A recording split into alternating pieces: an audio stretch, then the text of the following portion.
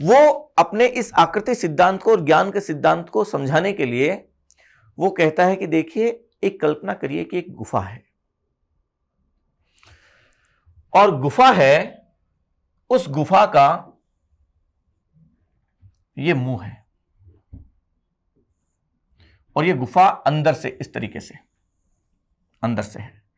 यहां एक दीवार है और यहां एक वो है, ये लंबा रास्ता है ऐसे कि इसका प्रकाश अंदर यहां दिखाई नहीं देता है, लंबी है गुफा, समझ गए? और यहां आगे मैदान आ गया, गुफा के बाहर निकल गए। ये अंदर बहुत गहरी गुफा है। वो कह रहा है कि इस गुफा में एक दीवार से, वो गुफा क्या है, अंदर से एक मानव के कद की दीवार है ये। अब इस दीवार के इस साइड में क्या है कि कुछ लोग बंधे हुए हैं, बंधे हुए हैं, कुछ लोग हैं जंजीरों से बंधे हुए और जन्म से बंधे हुए हैं। ये केवल हिपोथेसिस है। अब ये मत समझ कह देना कि कोई व्यक्ति जन्म से कैसे बंधा हुआ होता, वो जन्म तो लिया ही है उसने कहीं। ये केवल एक कल्पना की है उसको समझाने के लिए। ये समझना कि जन्म से ही वो यहां पर जंजीरों से बंधे हुए हैं, और इस तरीके से बंधे हुए हैं कि न तो अपने हाथ हिला सकते हैं, न अपने पैर हिला सकते हैं, और न अपना सिर हिला सकते हैं। वो केवल ऐसे बैठ के केवल सामने देख सकते हैं। अब ये भी मत कह देना कि ऐसे लगातार बंधे रहेगा तो उसको पैरालिसिस हो जाएगा। वो केवल समझने के लिए है, वो समझाना चाह रहा है ये बात। और यहां से देखिए आपके समझ आएगी बात। कई लोग हैं यहां पे। अब इनकी नजर किधर है? आपकी तरफ है, इस दीवार की तरफ है, इस दीवार की तरफ ही है। और ये दीवार सपाट दीवार है ऐसे, समझ गए? अब क्या है, वो कहता है कि यहां से कुछ लोग गुजरते हैं। एक रास्ता है जहां से लोग उधर से इधर या इधर से उधर, जिधर भी जा रहे हैं। अब यहां से जो लोग गुजरते हैं उन लोगों की देखिए इस तरीके से हैं, जो भी है, यह हाइट है उनकी दीवार के बराबर की। और उनके हाथ में क्या है, एक कुछ वस्तुएं, उनके सिर पे कुछ वस्तुएं हैं, हाथ में या सिर पे मान लीजिए। और वो वस्तु किसी चीज की प्रतिकृतियां, मूर्तियां या चित्र उनके पास है। जैसे हार्डबोर्ड मान लीजिए, हार्डबोर्ड से मान लीजिए कुछ भी बना दिया आपने, वो मान लीजिए वहां पे है। मान लीजिए उसने यहां पे पेड़ बना दिया, हार्डबोर्ड का बना दिया पेड़, ये पेड़ है। जैसे वो विरोध नहीं करते क्या गत्तियां लेके, go back Simon go back, ऐसे जो थे ना, हमारी मांगे पूरी करो, ये लिखे होते हैं ना। तो मान लीजिए उस हार्डबोर्ड से और काट के उसको पेड़ का वो बनाया हुआ है, और उसको यहां पे उसने हाथ में ले रखा है। तो और वो कहता है यहां पे इस जगह पे क्या है, आग जल रही है, यहां पे आग जल रही है। यहां बहुत सारे लोग आ रहे हैं इधर, हाथ में वो सब लिए हुए। किसी के हाथ में पेड़ की है, किसी के हाथ में गधे की है, किसी के हाथ में पक्षी की है, किसी के हाथ में घोड़े की है, घोड़े का वो चित्र बना हुआ है। अब जैसे मान लीजिए पेड़ का बना हुआ है। अब ये बताइए कि यहां इसकी छाया पड़ेगी कि नहीं पड़ेगी? बताइए मुझे आप, पड़ेगी। और यहां क्या बनेगा, इस दीवार के ऊपर चित्र बनेगा, किसका? बोलिए, पेड़ का। और पेड़ का चित्र यहां बन गया। अब जब पेड़ का चित्र यहां बनेगा तो ये इनको ये पेड़ का चित्र दिख रहा है कि नहीं दिख रहा है? दिख रहा, पेड़ ये दिख रहा है क्या? ये नहीं दिख रहा, केवल पेड़ का चित्र दिख रहा है। और पीछे आवाजें सुनाई दे रही है, उन्हें अस्पष्ट आवाजें सुनाई दे रही है केवल, और चित्र दिख रहा है। अब इनकी नजर में, जिन्होंने गुफा के बाहर की दुनिया देखी ही नहीं आज तक और जन्म से यहीं बंधे हुए हैं, इनकी नजर में तो पेड़ यही है कि ये पेड़ है, ये जो दिखाई दे रहा है सामने, ये पेड़ है। अब आपको लग रहा है ये पेड़ क्यों मानेंगे उसे, पागल हैं क्या वो? अरे जन्म से उन्होंने कुछ और देखा ही नहीं है। अभी देखिए हम बात करेंगे उसके ऊपर, और आपको लगेगा कि हम भी पागलों से कम नहीं हैं। नॉलेज है ही नहीं, वो उसको पेड़ मान रहे हैं, क्योंकि पेड़ का चित्र वहां बन रहा है तो उसको ही वो एक मान रहे हैं कि ये वास्तविक रूप है, जो भी है उसको वास्तविक मान रहे हैं, जबकि वो वास्तविक है क्या? केवल चित्र तो है, उसको वो वास्तविक मान रहे हैं। कोई नाम दे दिया, मतलब मैंने पेड़ की बात की, कोई नाम दे दिया कि ये चीज है, उन्होंने कोई भी नाम दे दिया एक कि वो ये है, लेकिन वो ये है क्या वास्तव में? जैसे यहां पे अगर मान लीजिए किसी घड़े का वो तख्ती है और यहां चित्र घड़े का पड़ेगा, उनको लगेगा ये घड़ा है, लेकिन वास्तव में घड़ा है क्या? यहां पे उन्होंने घोड़े का वो ले रखा है, घोड़ा बना, क्या घोड़ा है क्या वो वास्तव में? नहीं है। नहीं, पूरे जीवन काल ये मान के चलते हैं कि यही है वास्तव में, दुनिया देखिए यही है। उनकी नजर में वही सच्चाई है, वही वास्तविक है, जबकि ऐसा नहीं है। वो केवल क्या है? भ्रम है, केवल भ्रम है। प्लेटो यही समझाता है कि हमारे सामने भी जितनी भी सब चीजें घट रही हैं ना दुनिया में, वो सारी परछाइयां हैं, सारी की सारी भ्रम है वो, और हम उसे क्या समझ रहे हैं? हकीकत समझ रहे हैं। हम उन सब चीजों को वास्तविक समझ रहे हैं, ये भी वास्तविक समझ रहे हैं। इनको भी इस बात का भ्रम है कि इस बात का वो है, गुमान है कि हमें तो पता है, देखो ये है ना, जैसे हमें गुमान है ना ये। तो वो कहता है ज्ञान का पहला चरण है, ये ज्ञान की पहली अवस्था है, जहां पर ज्ञान केवल कल्पनाएं होती हैं, अनुमान होते हैं। जैसे कोई आदमी सपने देखता है, सपने में होता है जब, तो सपने में वास्तव में वो चीज घटित होते हुए दिखाई ऐसे लगता कि नहीं लगता?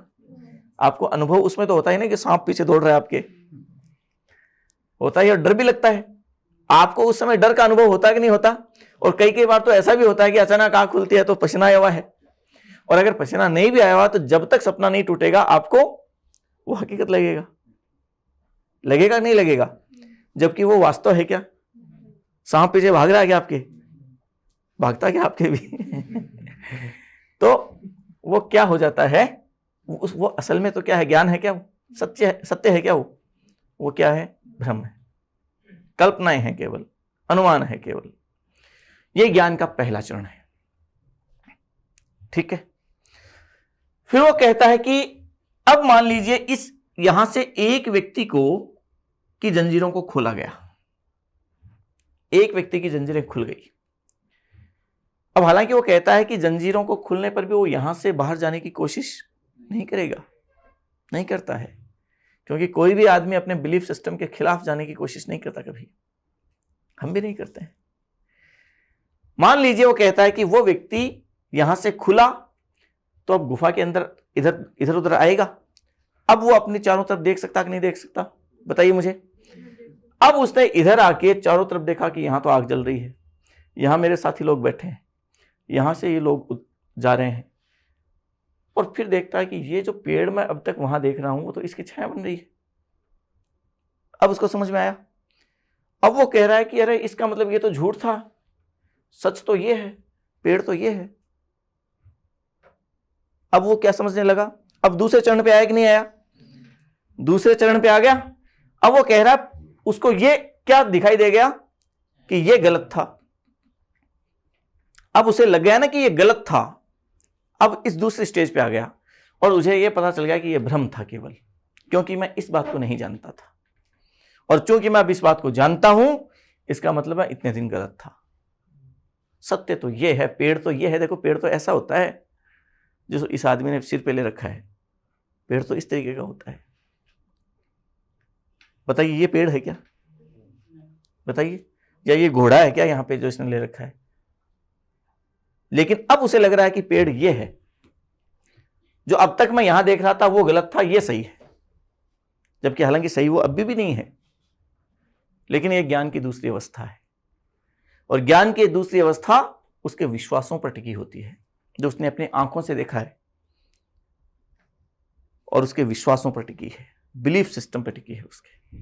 लेकिन ज्ञान है क्या? ये भी अभी मत ही है, ये भी मत ही था, ये भी मत ही है। दोनों अवस्थाएं मत है, ओपिनियन है, सत्य तो नहीं है। लेकिन अब ये व्यक्ति इसको सच मान रहा कि नहीं मान रहा? सच मान रहा है। अब वो कहता है कि उस व्यक्ति को बाहर ले जाया जाएगा गुफा के, ले जाया जाएगा वो इसलिए कह रहा है कि वो खुद जाने के लिए सहमत नहीं होगा, क्योंकि उसने अपनी दुनिया की वो एक शेल बना रखा है। अपने उस बिलीफ सिस्टम के बाहर वो जाना ही नहीं चाहता आदमी। जो उसने अपने दिमाग में धारणाएं बना रखी है ना, उन धारणाओं के बाहर सोचने, समझने, जाने की कोशिश आदमी नहीं करता है। उनके विरुद्ध कुछ नहीं सुनना चाहता। किसी बूढ़ी महिला को यह समझा सकते हो क्या तुम कि पर्दा प्रथा बुरी चीज है? अपनी दादी को समझाने की कोशिश करना कभी कि पर्दा प्रथा बुरी चीज है, ये समझाने की कोशिश करना कभी। वो उल्टा तुम्हें ना समझा दे तो क्यों? क्या है ये बिलीफ सिस्टम है। और उस बिलीफ सिस्टम के खिलाफ कोई आदमी नहीं जा सकता। जनरली कोई आदमी नहीं जाता है, जाता है वो आगे भी बढ़ता है। नहीं जा पाते हम बहुत बार। अच्छा, अब आपको दादी पे हंसी आ रही है कि हाँ यहाँ दादी गलत है, लेकिन हमारे दिमाग में भी बहुत सारे बिलीफ सिस्टम है। ये जो जनरेशन गैप की बात करते हैं ना आप, जनरेशन गैप यही तो है कि आगे आने वाली पीढ़ी अपने से पहली पीढ़ी की बहुत सारी मान्यताओं को दरकिनार करती है।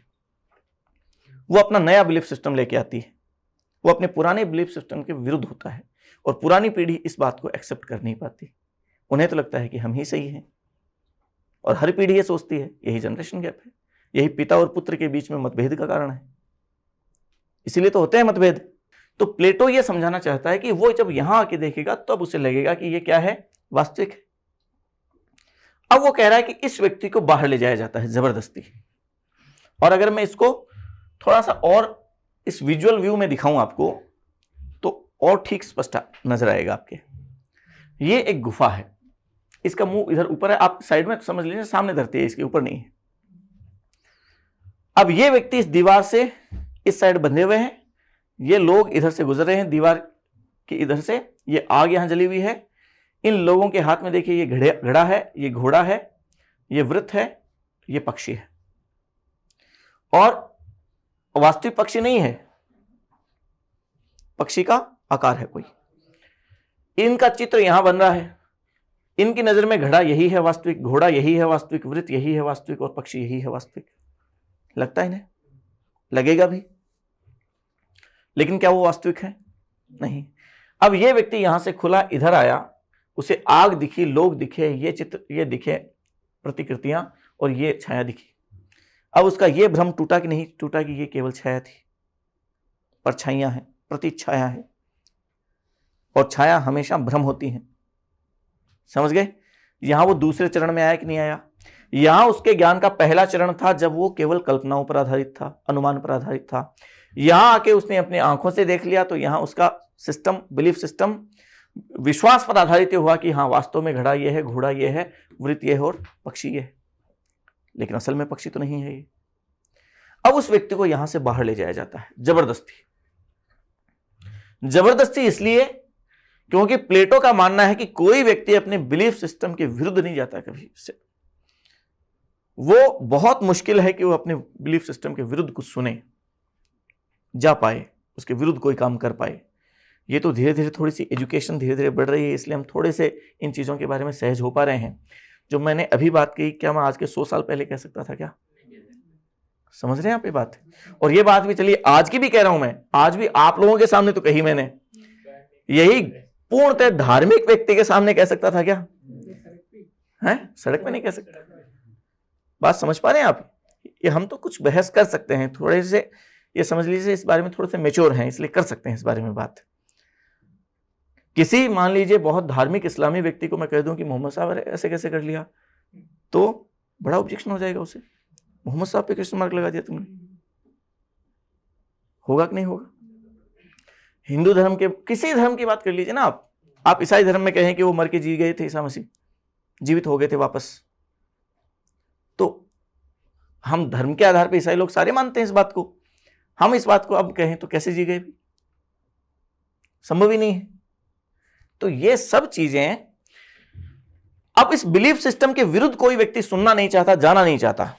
आजकल तो हम सामाजिक कुप्रथाओं के विरुद्ध हम आराम से उन चीजों को बदल रहे हैं, लेकिन आज के 500 साल पहले कोई व्यक्ति, अगर राजा राम मोहन राय का योगदान ऐसे ही कम नहीं है, सती प्रथा के विरुद्ध में इतना जाना उस जमाने में जब उन चीजों के प्रति लोग बड़े सख्त थे, सख्ती से पालन करते थे उन चीजों का। तो ये कोई कम बात नहीं है कि अपने ही जमाने के उन लोगों के विरुद्ध जाकर किसी नई चीज को लेकर आना, नए विचार को लेकर आना, नए विचार को एक्सेप्ट करना। नया विचार ही तो नया ज्ञान है। तो इस व्यक्ति को अगर बाहर ले जाया जाता है, बाहर जबरदस्ती इसलिए क्योंकि वो खुद अपने बिलीफ सिस्टम के विरुद्ध नहीं जा पाएगा, कभी ले जाया गया। अब ले जाया जब गया उसे, तो अब क्या होगा, ये व्यक्ति जब बाहर जाएगा तो पहली बात तो जब यहां से ये इधर आया ना, तब इस आग को देखा तो उसकी आंख बंद हो गई, अंधेरे का आदी था। लेकिन जब यहां से और बाहर गया सूरज के सामने, तो इस आग की तुलना में तो सूरज का मामला और ज्यादा वैसे है, तो आंखें एकदम बंद हो गई वापस। नए तरीके का ज्ञान, नई तरीके की बातें, सब चीजें 3D में दिख रही है उसे, है कि नहीं है ऐसा? अब वाला जो नॉलेज उसे सामने दिख रहा है वो क्या है, 3D में है। और देखिए अब जो दिख रहा है वो, ये भी उसी के जैसा मामला है। ये लोग हैं दीवार से, ये चित्र हैं, यहां से बाहर आया। अब उसने यहां पे ये पेड़ देखा था, उसने पहले तो इसको पेड़ माना, इसको पक्षी माना, इसको घड़ा माना। फिर वो यहां आया तो उसने इसको पेड़ माना, इसको पक्षी माना, इसको घड़ा माना।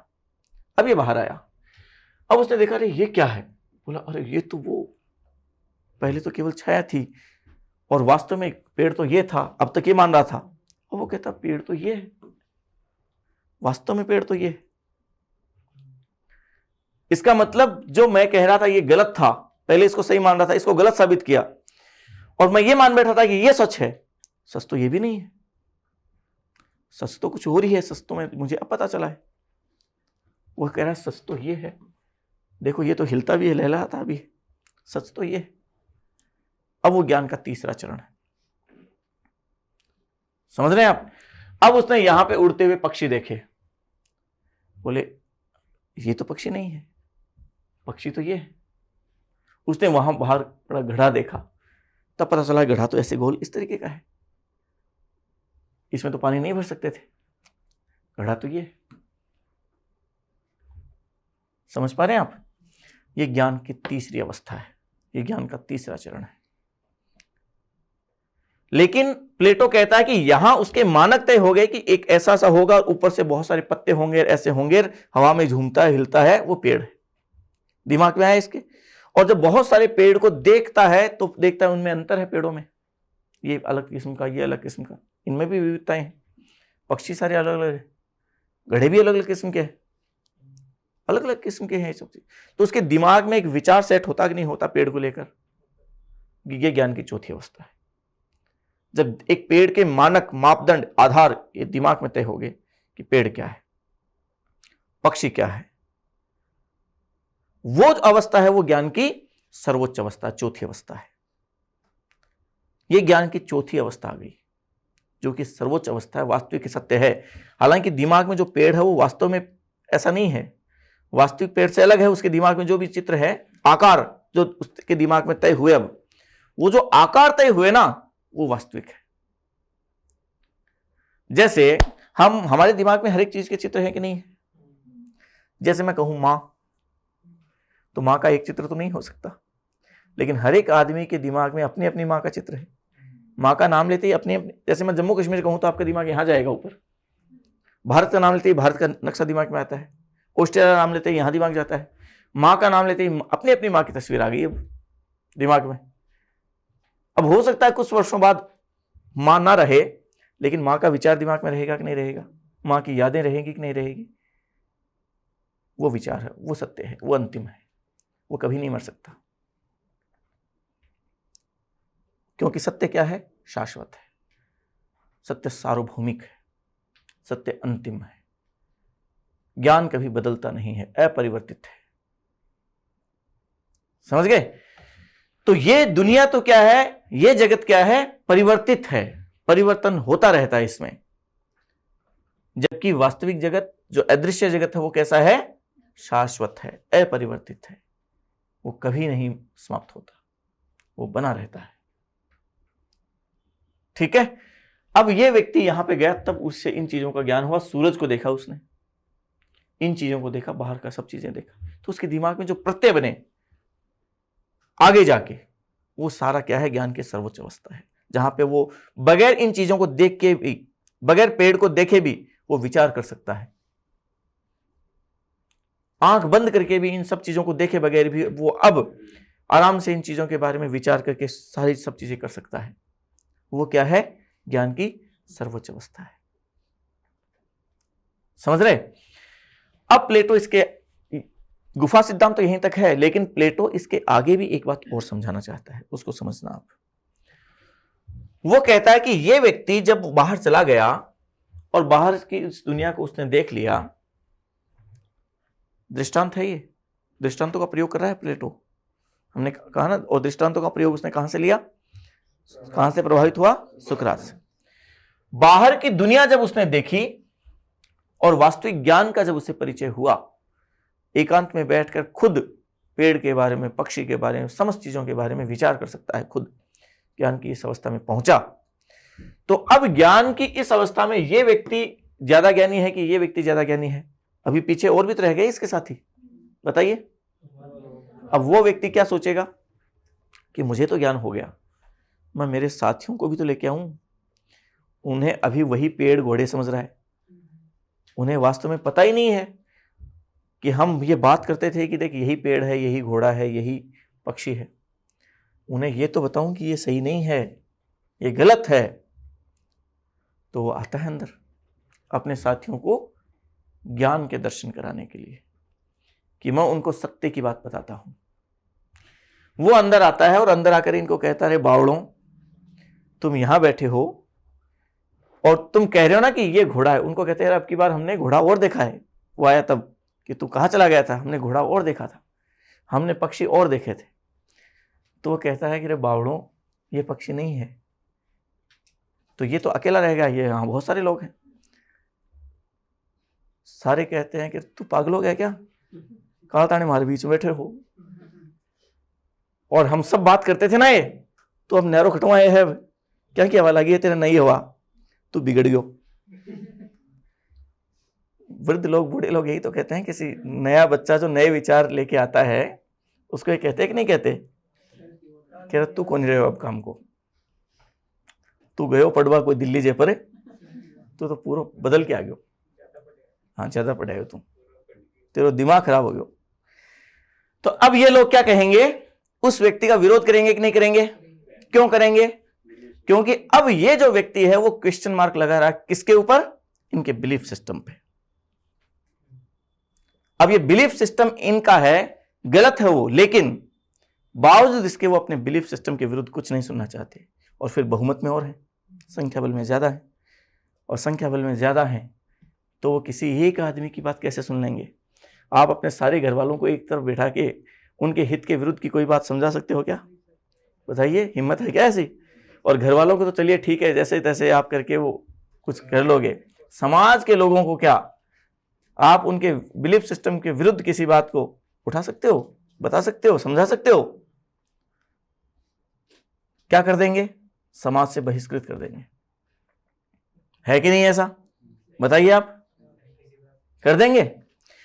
तो प्लेटो कहता है कि इन लोगों को ज्ञान के दर्शन कराना इतना आसान नहीं है।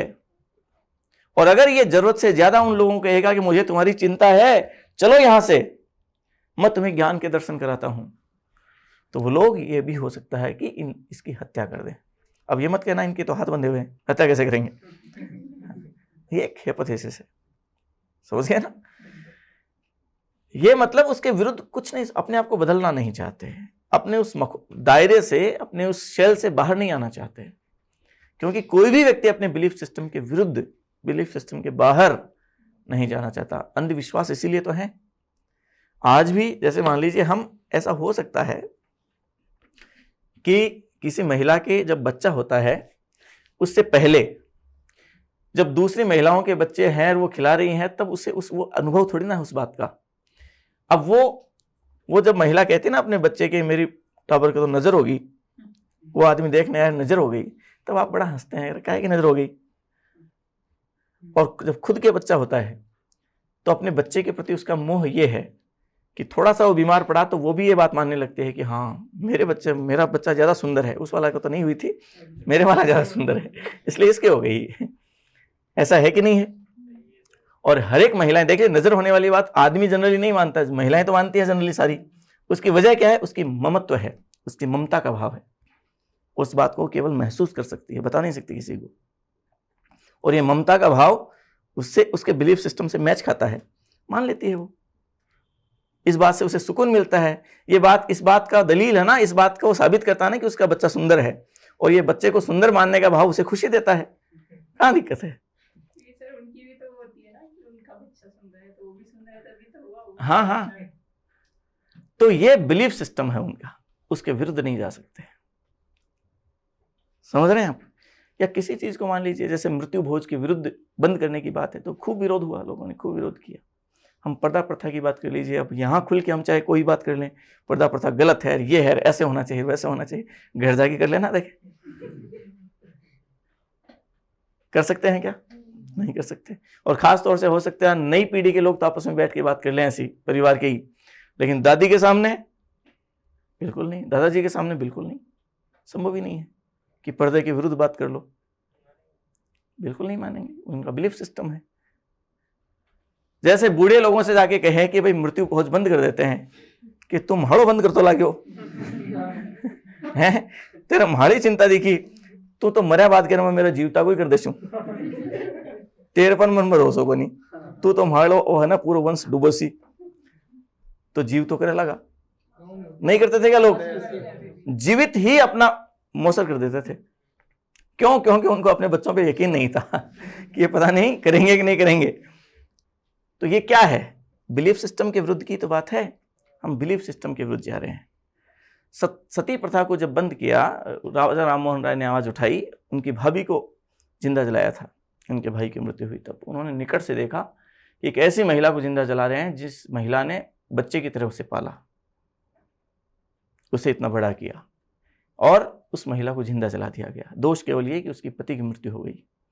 तो तार्किक आधार पे वो व्यक्ति जो ब्रिटेन गया, पश्चिमी दुनिया जाकर उसने देखी थी, महिलाओं के अधिकारों को उसने समझा था, उस आदमी ने इस बिलीफ सिस्टम के विरुद्ध इस बात को उठाया कि किसी महिला को केवल इसलिए जला देना कि उसका पति मर गया है, कहां तक ठीक है? ये ठीक थोड़ी ना है। ये मानववाद के विरुद्ध बात है, व्यक्तिवाद के विरुद्ध बात है। हर एक व्यक्ति इंपॉर्टेंट है, चाहे महिला है चाहे पुरुष है। और अगर इतना ही है तो फिर किसी महिला की मृत्यु होने पर उसका पति जिंदा क्यों नहीं जलता है? उसको भी तो जलना चाहिए। अगर उसे लगता है कि महिला वो स्वर्ग चली जाएगी तो फिर ठीक है, पति भी तो स्वर्ग चला जाएगा, उसको भी जाना चाहिए, वो स्वर्ग से वंचित क्यों रहे?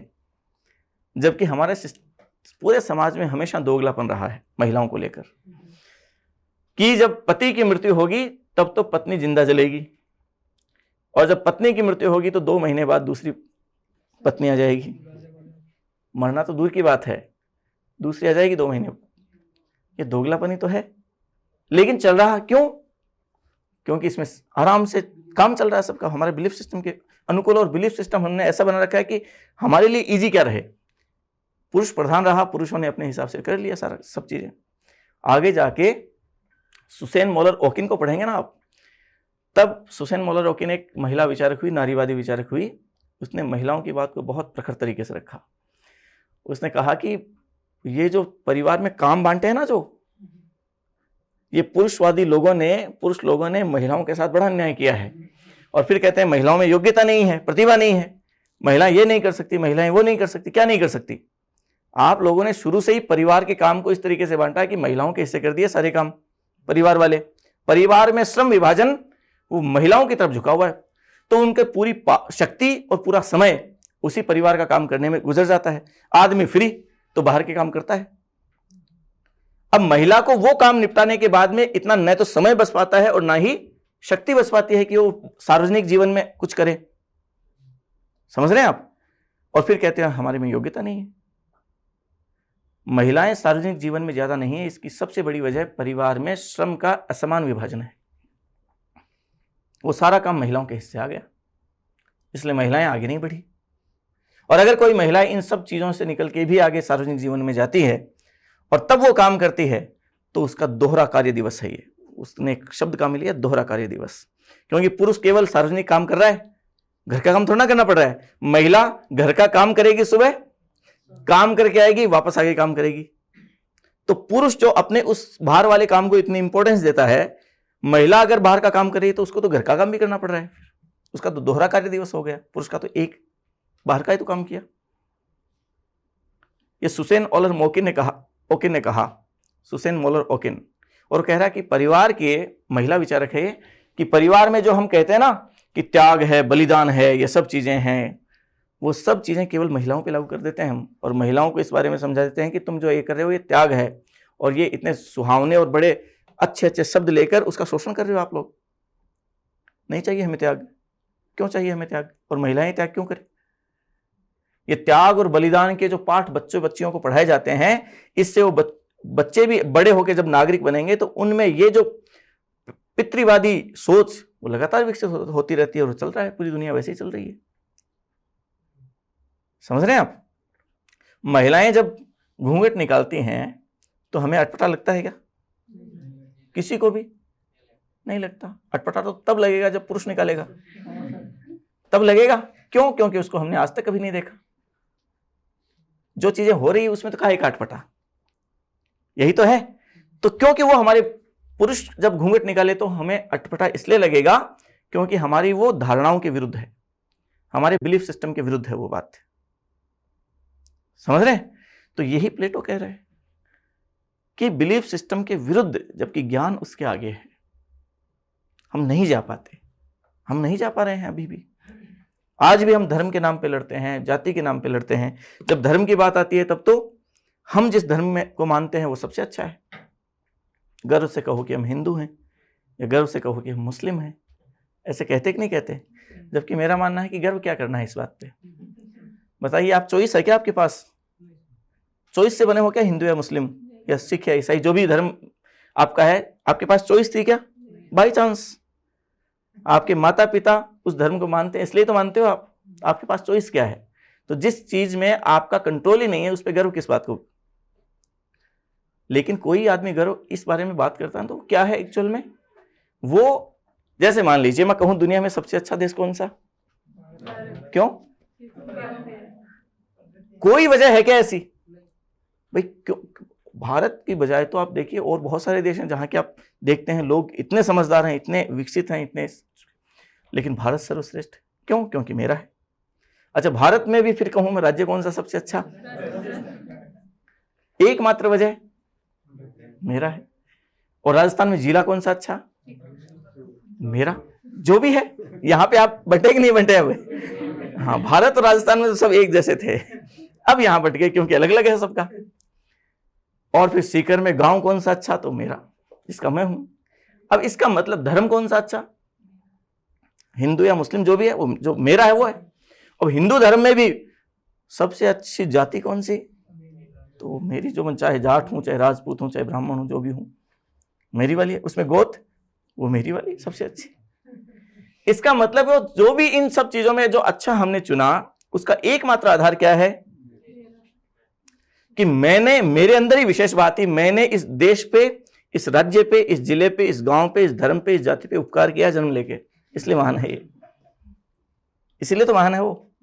बताइए, आप सोचिए एक बार कि जो आप लगा रहे हैं कि गर्व से कहो हम हिंदू हैं, बाई चांस आप मुस्लिम के घर पैदा होते या किसी जैन के घर पैदा होते तो ये नारा लगाते होते कि गर्व से कहो हम मुस्लिम हैं। यही तो कहते। बाई चांस है मामला। आपके हाथ में क्या बात है? चॉइस है आपके पास? कोई चॉइस नहीं है। गर्व किस बात का करना? गर्व करने लायक कोई बात नहीं है। अगर आज जिस पाकिस्तान को आप गालियां देते हैं, आप सोचिए अगर पाकिस्तान में जन्म लेते तो क्या आप जो ये बात कर रहे हैं ठीक इसकी उल्टी बात नहीं कहते? बाई चॉइस है सारी बात। क्या गर्व करना है इस बात का? कोई गर्व करने लायक बात नहीं है। यही तो है। इसलिए कट्टरपंथ इन्हीं चीजों से पैदा होता है। धर्म और राष्ट्रवाद, राष्ट्र का भी अति राष्ट्रवाद, वह आदमी को हिंसा की तरफ लेके जाता है, वह आदमी को मानव से पशु बनने की ओर लेके जाता है, और ये कभी भी अच्छी स्थिति नहीं है। इसलिए खासतौर से धार्मिक मामलों में धार्मिक रहें, अति धार्मिक होने से बचें। धर्म के मामलों में कट्टर होने से बचें, जाति के मामले में गर्व करने से बचें। तब हम थोड़े ठीक ठाक कायदे के इंसान रहेंगे। ठीक है ना? लेकिन इस बात का, ये बात हमारे बिलीफ सिस्टम के विरुद्ध है। इसलिए लोग मानते नहीं हैं। इसलिए देखिए कैसी भीड़ उमड़ती है, कैसे लोग मरने पे उतर हो जाते हैं, होते ही हैं। चलिए अब देखिए आप, वो कहता है कि जब इनको समझाने के लिए आएगा तो ये लोग उस व्यक्ति की बात को नहीं मानेंगे।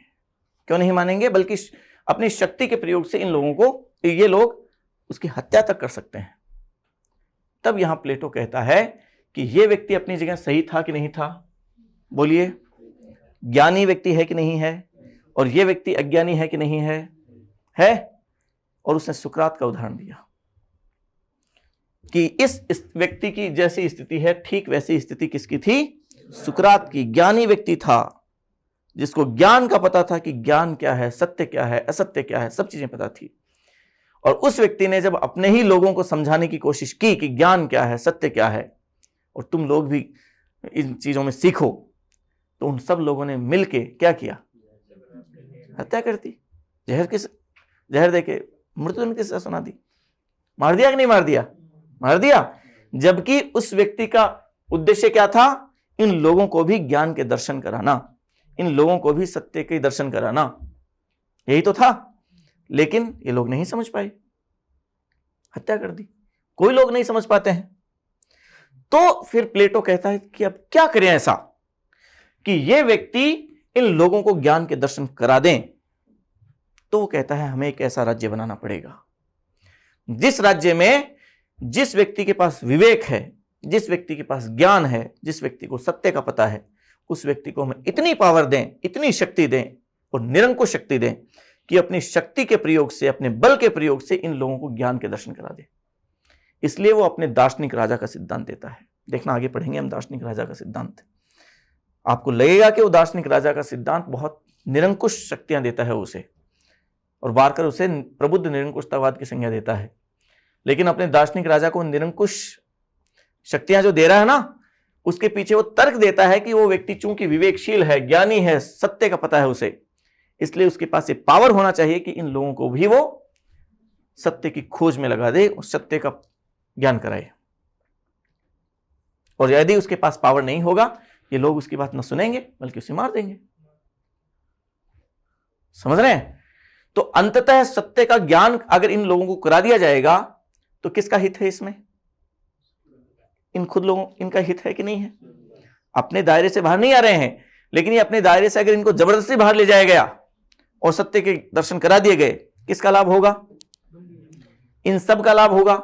इसी तरीके से समाज में जितने लोग हैं वो अज्ञानी हैं, भ्रम को सत्य माने बैठे हैं, उनको अगर सत्य का ज्ञान कराए अगर कोई दार्शनिक राजा अपनी निरंकुश शक्ति के माध्यम से भी, तो इससे वो कह रहा है चाहे उसकी शक्तियां निरंकुश है, लेकिन इससे पूरे समाज का क्या होगा? लाभ होगा। ये समाज के हित में है। अपने दार्शनिक राजा को जो निरंकुश शक्तियां देता है ना, उसके पीछे तर्क देता है, ये इसलिए देता है वो अपने दार्शनिक राजा को। ये हम दार्शनिक राजा में पढ़ेंगे और आगे। ये बात समझ आ रही है आपको? ये गुफा की सादृश्यता का सिद्धांत है, एलेगरी ऑफ द केव।